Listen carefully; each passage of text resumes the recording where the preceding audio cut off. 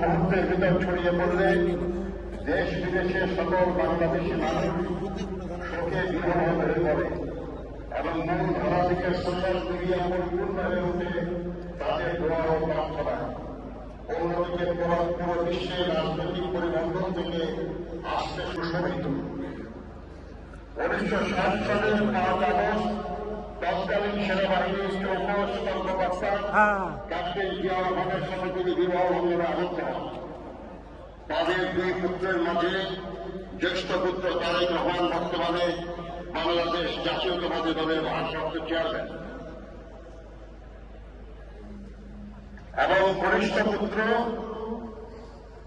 আহ্বাদ Rahman cocoa স্বৈরাচারী আওয়ামী লীগ সরকারের রাজনৈতিক প্রতিহিংসার শিকার হয়ে মালয়েশিয়া অবস্থানকালে প্রকৃতপক্ষে বিনা চিকিৎসায় 2015 সালের 24শে জানুয়ারি মাত্র 45 বছর বয়সে ইন্তেকাল করেন।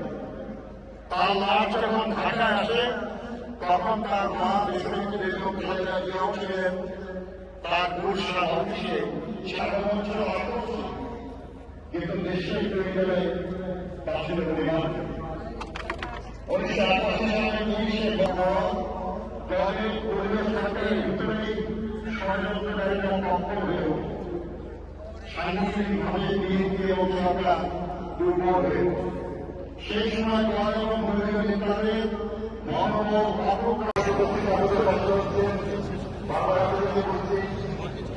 সহযোগিতা না করে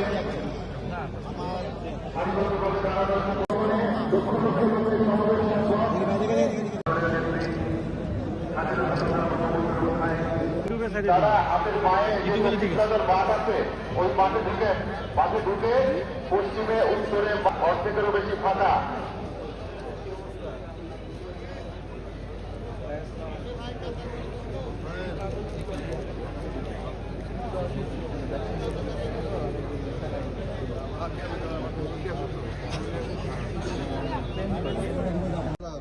দেশের মানুষের খাদ্য রক্ষায় কেউ আগ্রহী। দেশের একটি দেশ বিদেশের কোন অপশক্তির সামনে কখনো মাথা নত করেনি। কোন প্রলোভন, কোন ষড়যন্ত্র হুমকি তাকে তার জীবনের সেই অবধি আপোষের পথ বেছে নিতে বাধ্য করতে পারেনি। তিনি বরাবর থেকে গেছেন দেশের মানুষের পাশে। তিনি বলতেন, বিদেশে আমাদের বন্ধু আছে, প্রভু নেই। জনগণের কল্যাণে গ্রহণ করেছেন একের পর এক যুগান্তকারী সব কর্মসূচি। উন্নয়ন সমৃদ্ধি অর্জনের তার সাফল্য বাংলাদেশকে বিশ্ব চেয়েছিল ইমার্জিং টাইগার হিসেবে।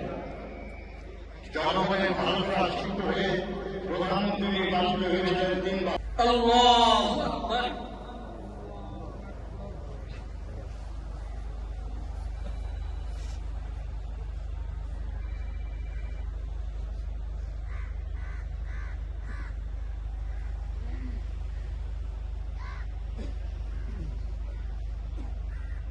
Allahu Akbar.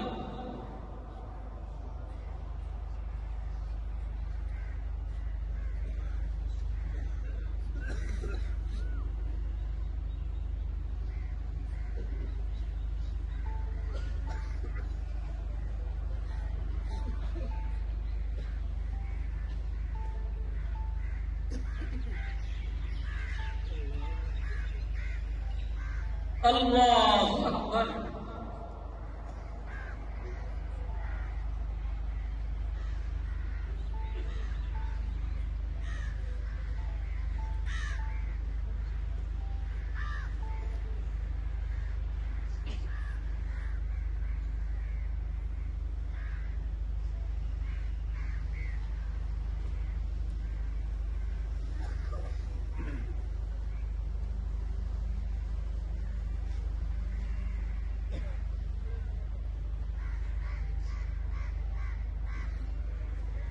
الله أكبر.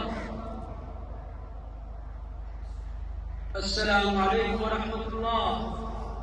السلام عليكم ورحمة الله. أشهد أن لا إله إلا الله